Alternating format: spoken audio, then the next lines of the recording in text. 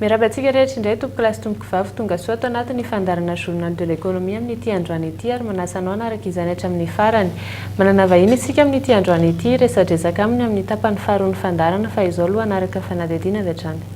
Hatramin'ny farany taona 2024 no nisesy ny fitatiavam-bola ataon'ny fitondrana malagasy amin'ireo mpamatsy vola vahiny. Raha ny tamin'ity taona ity manokana, ny famatsim-bola avy amin'ny tahirim-bola iraisan'ny pirenena, ny fahazoana ny FEC no isan'ny nisongadina. Ny ampahan'ny faharoa tamin'ny famatsim-bola io, izay mitentina $920 tapitrisa dolara na 300 miliara ariary no azo. Amin'ny volana novambra kosa no azoana ny ampahany manaraka. Ankoatra io, isan'ny nisongadina ihany koa findramana vola tamin'ny banky allemande mitentina 520 tapitrisa euro na 570 miliara ariary. Ankoatra ireo sora-bola ireo, misy ihany koa ny fidiran'ny firenena malagasy amin'ny banky aziatika izay ikasana indramam-bola ihany koa. Findramam-bola izay tafiditra amin'ny antsoina hoe trosa ivelany. Ankoatra ny fampidirana azy amin'ny kitapam-bola-panjakana, tsy fantatra mazava ny fepetra takiny amin'ireo findramam-bola ireo sy ny fomba andoavana azy.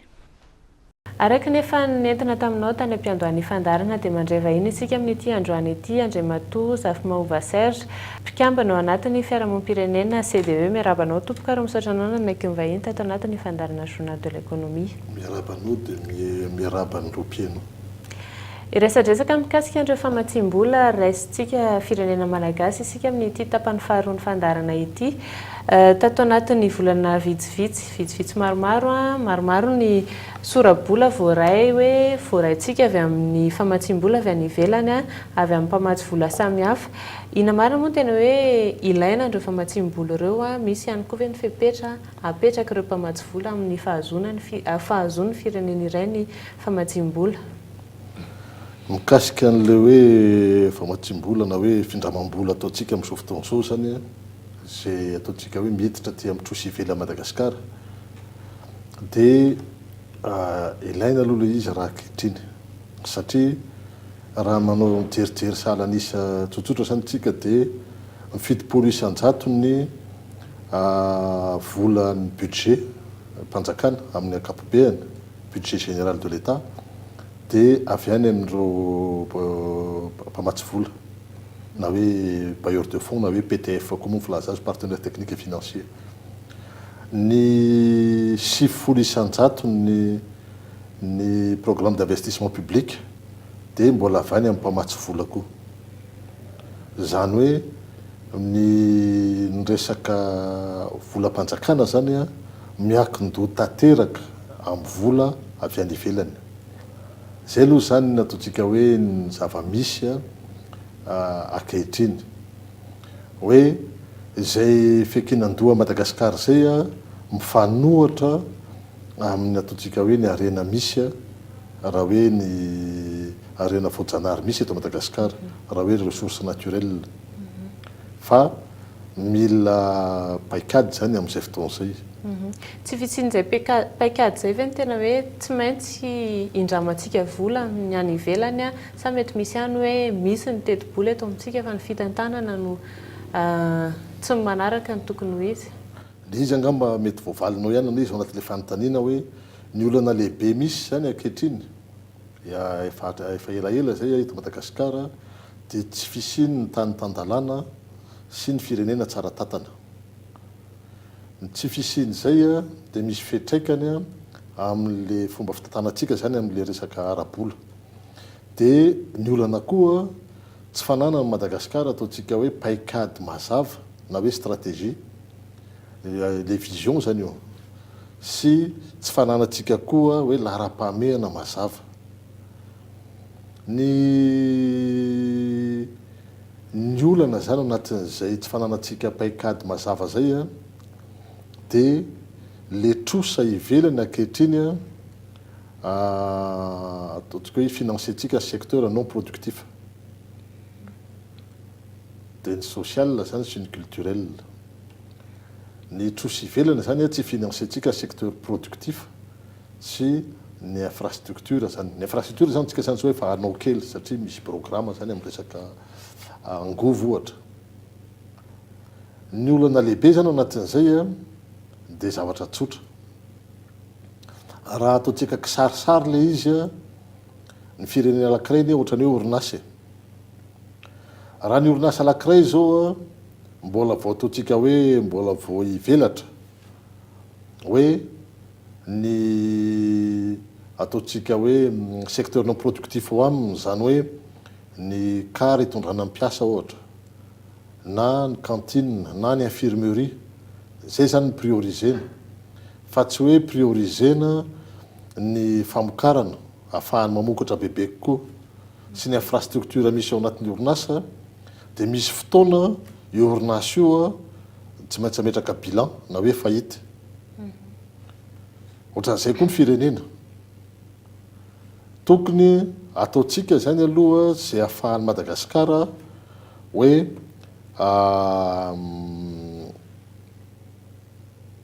mamokatra ny famokarana zany ny heverina zany fa hoe zava-dehibe ny resaka firenena tandalana sy ny fahaiza-mitantana ianao teo hoe isan'ny olana eto amintsika ireo teboka roa ireo nefa ny fepetrapetraka ny mpamatsy vola vahiny ihany koa hanomezana famatsim-bola sy mbola nisy ireo na misy fa miaratsy hatrany raha ny eto amintsika mety hoe misy tombony ho an'ny firenena vahiny ve zany ny fanomezana an'ilay famatsim-bola raha toka hoe hitany hoe tsy mbola voaraka ireo fepetra ireo fa mamy hatrany ihany koa izy nefa ny ataoko zany fa misy zavatra efatra lehibe zany rehefa hoe miresaka firenena zany tsika hoe ametraka politika pirenena anankiray dia ny etra ny lalam-bola hoe na anatiny io na ivelany ny trosa zany ny fahaizana mitatana an'le trosa hoe capacité d'endettement zany ny olana misy any ankehitriny tsika zany manao sinia accord maromaro ny manao sinia zao tsika hoe ny facilité élargie de crédit ohatra miaraka amin'ny FMI zay sinia ataontsika zay misy fetraikany satria zay zany mametra ny trosa ivela Madagasikara rehefa manao sinia tsika ny facilité élargie de crédit na FEC dia ny voalohany hoe ny findramam-bola amina taux concessionnel zany no azotsika atao fa ny findramam-bola amina taux semi concessionnel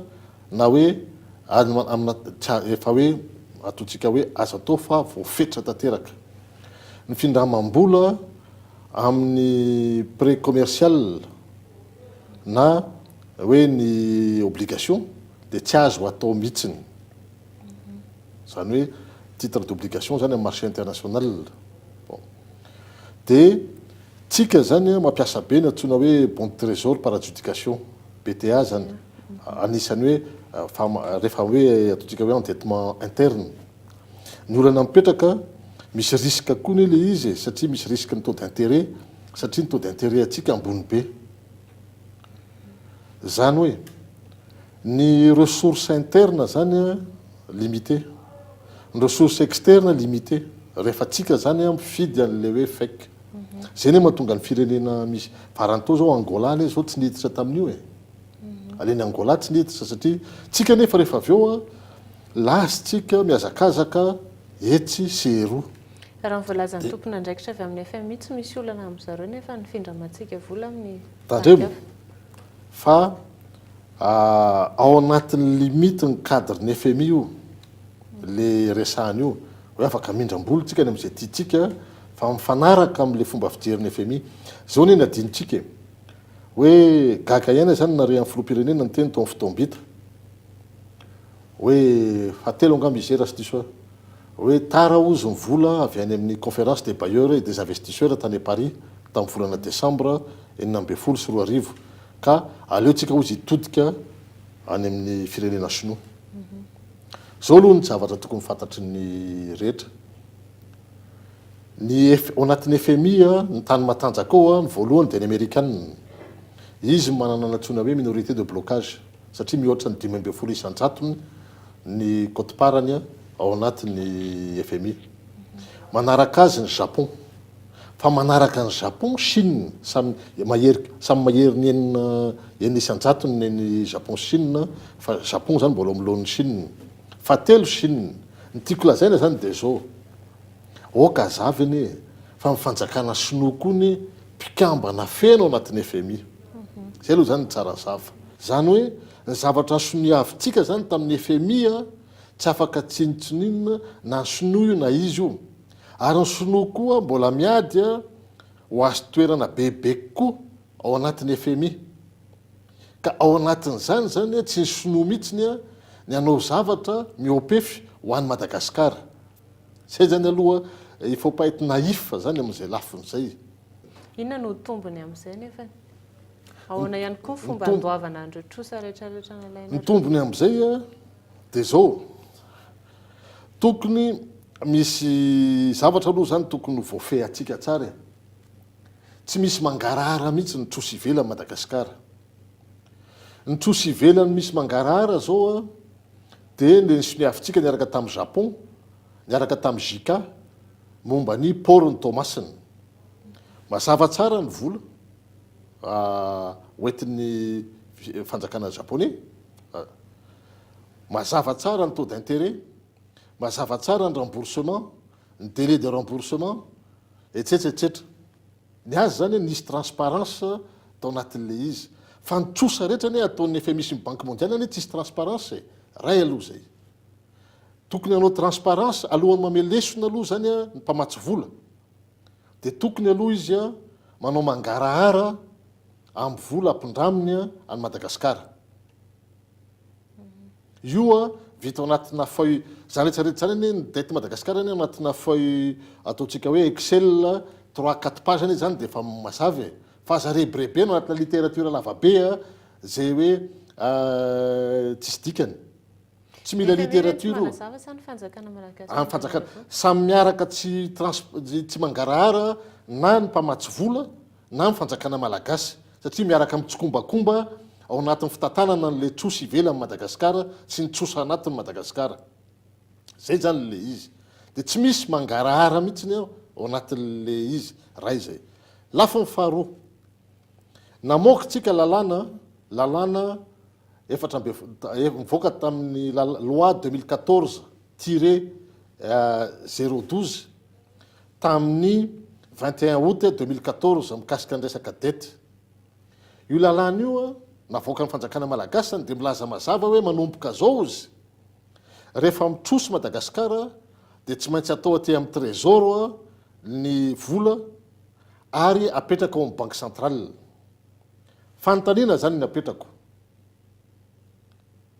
fa nitrosatra amin'izay moa zany banque taiza nametrahana azy de iza ny bénéficier ny intérêt créditeur n'io troso io raha napetraka tany ambadibadika tany zany io troso io zany rehetrarehetra zany hoe mila mangarahara le mangarahara resahana zany zay le resahako hoe tokony samy mangarahara na mpamatsy vola na ny firenena ny mpitondra ny firenena malagasy fa hitanao am'izany zao hoe misy zao io lalàna io le article 920 amin'io lalàna io mazava be hoe tokony apetraka ao anatin'ny aty amin'ny trésor zao mitantana azy de apetraka amin'ny banque centrale ny vola de voarika ve io lalàna io aty arina fanontaniana mipetraka ao anazy zao nivoaka tamin'ny 920 augusta 2024 le lalàna hatramin'izay zany de afaka miteny ve ny banque centrale fa izy mitantana ny trosa ivelany ny vola trosaitsika avy any ivelany de mila koa zany mangarahara mikasika an'izay satria namoaka lalàna amin'ny fanjakana voaja ve io lalàna io za mino fa tsy voaja io lalàna io fa ny amo zany ataontsika hoe présomption amentsika présomption d'innocence ihany zareo de hoe avoayary mangarahara eo anivon'izany satria le ahoana tsara moa zany fipetraky reny trosa ivelany reny inona moa mahatonga an'le hoe mila hoe ilaina ve le trosa sao tsy ilaina zay zany fanontaniana mety mipetraka ho an'ny mpieno tsy ampy zany ny ressource interne Madagasikara zay aloha zany ny zava-misy satria tsy ampy mivokatra vokaritsika ny hoe ilaina le trosa eo ihany fa ahoana ihany koa ny fandoavana trosa ireo dia le trosa zany zay le resahako hoe fameno manko rehefa avy eo le amaliko an'le izy hoe ny afahantsika ny mamerina ny trosa dia tokony any amin'ny secteur productif zany a no priorisena ny orinasa malagasy any rehefa miresaka manko tsika hoe le trosa ivelanysy karazany aloha zava fa ina moa tokony hidivantsika zany zavatra roa ny resaka famoronana asa dia ny resaka ataontsika hoe ny création de richesse zay zany a anisan'ny objectif zany sy ny production reo zany ny objectif bon dia raha jerevana tsara ny orinasa malagasy any amin'izao fotoan'izao sahirany satria ny orinasa vahiny tsika zany mille investisseur direct étranger aloha azavo zay mille tsika investisseur direct étranger fa na dia zany ary tokony misy politika anohanantsika ny investisseur direct nationaux nefa tsy misy zay politique zay anohanana ny investisseur direct nationaux ohatra fotsiny zao hoe ny industrie misy tazomy gasy eto hoe zao industrie de substitution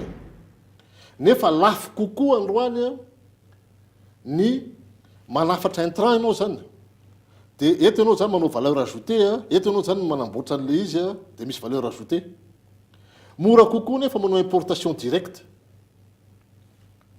zany ve de politique fiscale mialatsiny fa tsy manana politique fiscale zany Madagasikara androany incitative hoe ny firenena rehetra ane nanomboka tamina industrie de substitution na Corée du Sud zany na Japon zany nanomboka tamina industrie de substitution ataoko ty sous licence any tomobile tamin'ny voalohany nataony Japon ohatran'izay koa ny tany Corée fa taty arina izy namorona ny azy dia normal mandalo zany amin'izay processus zay foana ane satria ianao zany mianatra asa aloha ny tiako resahana zany dia tsotra hoe 330 millions de dollars zany no atokana ho an'ny malagasy dia raha jerevana ahoana nafahandro orinasa reo manao création de richesse sy mandoa ataontsika hoe ny etra rapitso manany tsotra le izy hoe mandraisa fepetra mazava androany ane ny malagasy ane miasa sur fonds propre ny vahiny a miasa ho an'ny vola avy any ivelany zany hoe manao emprunt izy a sur le marché financier international malagasy a voafait ny code de change ny orinasa malagasy dia BDP amin'ireo orinasa vahiny reo hitantsika hoe mialatsiny manonona azy a fa reo rahalahantsika karahan'ireo reo ny milalao amin'ny nationalité frantsay any dia andanina reo makany amin'ny tribunal du commerce fa ny investissement andreo c'est en tant qu'étranger eny ary tompoko dia zay ihany koa no resadresaka ny arana tamin'ny vahiny tamin'ity androany ity somary feno ny fanazavana isaorany ianao nanaiky nasainy ny fandarana journal de l'économie nitondra izay fanazavana izay misaotra mpieno juste farany fotsiny angamba hitantsika normal aveo hoe Maurice manana androany réserve monétaire or 12 tonnes 430 kilos Comore manana 20 kilos de réserve monétaire or zany hoe or monétaire Madagascar 0 kilo zay fotsiny misaotra afaka ataontsika aloha hevitra amin'ny fotoana manaraka izay fanamariana nentinao izay dia izay ihany koa tompoko lasy tomboko vavy no namarana ny fandarana journal de l'économie tamin'ity androany ity isaorana ianao nanaraka izany hatramin'ny farany ny famerenan'ny fandarana ny sabotsy amin'ny iray ora tolatandro anao zay tsy nahita izany hatramin'ny fiandohany amin'ny herinan'io toy izao indray fotoana antsika manaraka veloma tompoka